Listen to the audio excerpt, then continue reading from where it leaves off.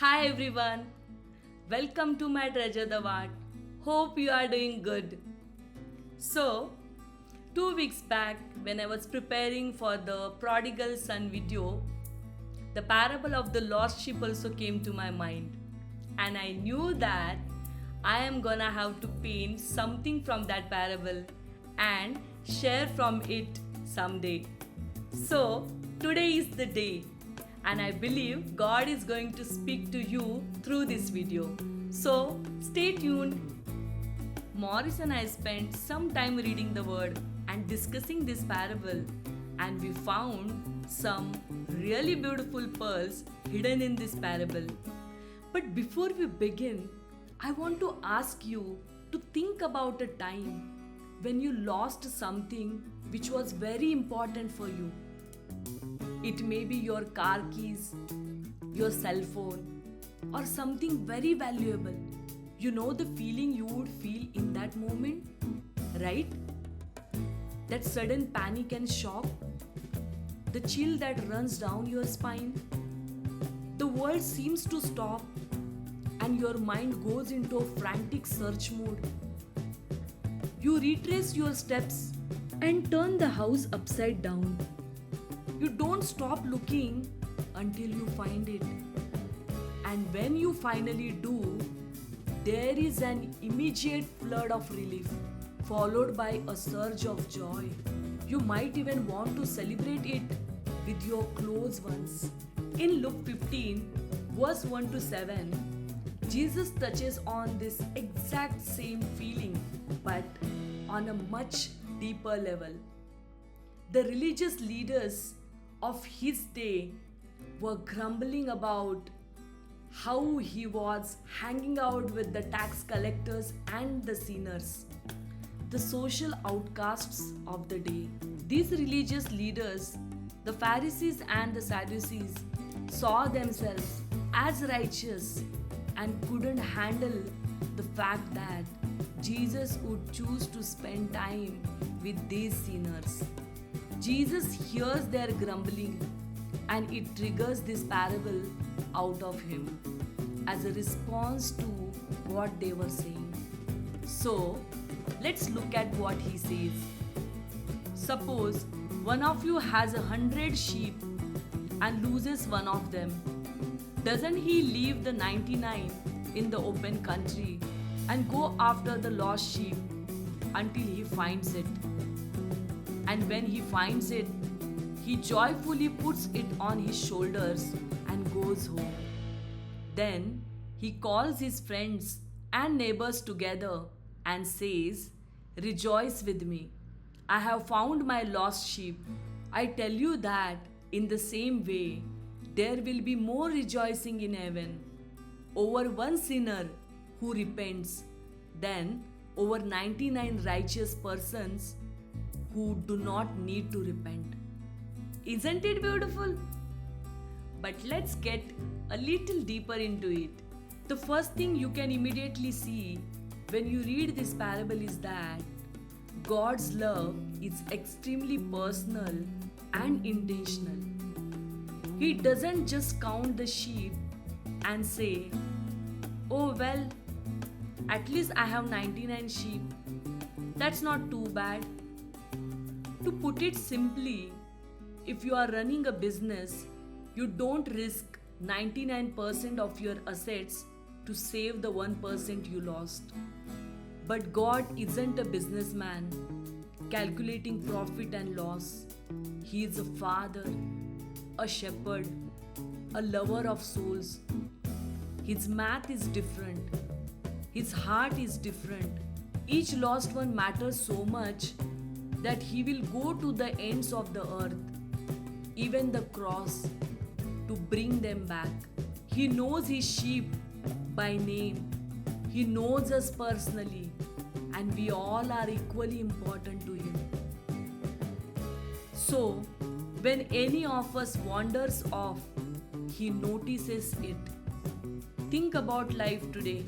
It is so easy to feel lost in a crowd. We can be surrounded by people but still feel unseen, unheard, or even alone. We could have hundreds or even thousands of friends on social media and still feel disconnected. We might be attending a church filled with people and still feel like just another face in the crowd. So, we might spend our days scrolling, consuming, binge watching, or pretty much doing whatever it takes to fill this void on the inside that just doesn't seem to fill. We all are that one sheep that Jesus says wandered off. Maybe we have got disconnected due to a difficult season in life, a job loss, a breakup, a battle with anxiety, or a battle with a health issue. And somehow we have strayed away from the shepherd's care, and many times we end up finding ourselves all alone in a dangerous place. The good news in this story is that our shepherd doesn't just wait for us to find our way back, but he pursues us. Just when we might feel like this is the end and there is no hope left for us, in comes the shepherd looking intently for us. But how does he actually pursue us today? Maybe you are in a season where you feel lost or hopeless, and a friend suddenly reaches out to you and says something that really touches your heart and speaks to your hopelessness. Or maybe you came across a Bible verse that reminds you of how, even in your hopelessness, God is chasing after you. And there may be times where you are unable to see Him pursuing you just because things aren't going the way you are expecting or as fast as you would have hoped for.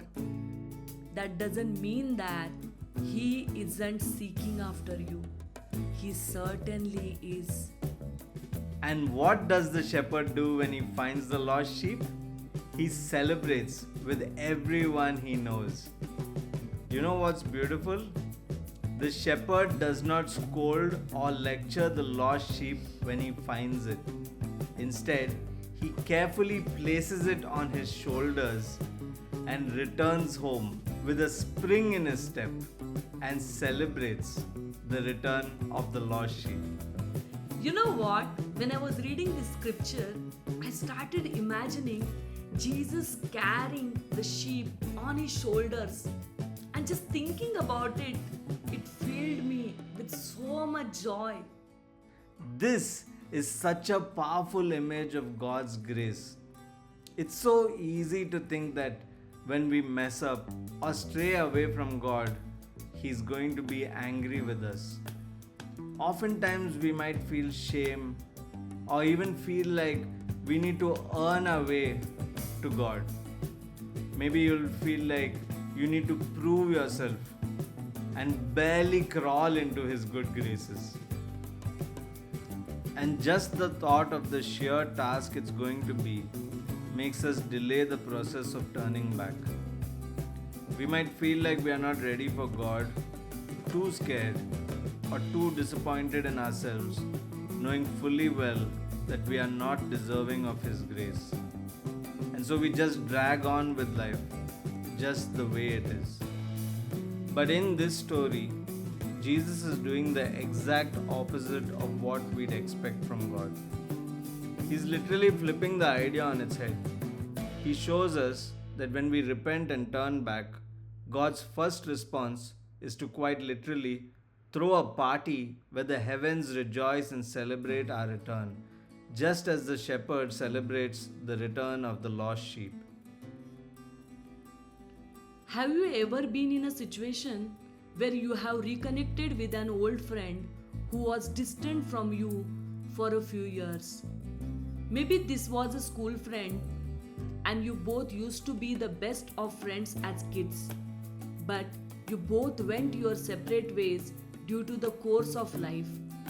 But then after many years, You both connected again over the internet, and in a moment, all the joy and memories of your childhood friendship comes rushing back, causing this friendship to further bloom in this new season of your life. Or maybe you and your friend parted ways on a bad note. They hurt you, let you down, and betrayed you, and finally decided to leave you. But when you finally run into them unexpectedly, after a few years, suddenly all the hurt and the pain is gone, and all you have is just pure, unadulterated love. It's similar with God, only His love for us is a million times more pure, intense, and unconditional than we could ever show someone. And there's a lesson in this. Many times, we might be the sheep that has gone astray. And if you can relate to that as you're watching this video, then consider this a sign from God that it's your time to return home to the good and loving Shepherd, Jesus Christ. Now tell me, when a friend, family member, or someone from our community makes a mistake and then finds their way back, how do we respond? Do we offer a welcoming embrace? Or do we stand off to the side, pointing out their past mistakes? This parable challenges us to reflect God's heart, which is one of radical grace and forgiveness. Let us be the friends and neighbors who join in the celebration, not the ones who stand on the sidelines with crossed arms, all high and mighty, grumbling about their mistakes. This parable also challenges us to be the shepherd to others. While this story is mainly about God's heart for us, it also teaches us how to reflect God's heart to the people around us. Just as the shepherd went looking for the one lost sheep, we also are called to look for those who are lost and hurting around us. This could be a friend who is struggling with a cigarette addiction, a family member who has suddenly disconnected and distanced himself from the family, a co-worker who seems to be going through a tough time, or a friend who is down on his luck and is too ashamed to be seen by the community. Whatever the case may be, we must never forget that all of these instances are an invitation for reconciliation and healing. This is an opportunity for us to put on the shepherd's robe, pick up the shepherd's staff, and take a step of faith as we step out in search of this lost soul. We are not to wait for them to come to us, we are to go to them in love. In this parable, what Jesus is saying is that the heart of God is defined by His relentless pursuit of the lost. He doesn't just care about the masses, He cares about every single one of us. He is not in the business of condemning, but He will surely celebrate us when we return. And He invites us to be His hands and feet in this beautiful work.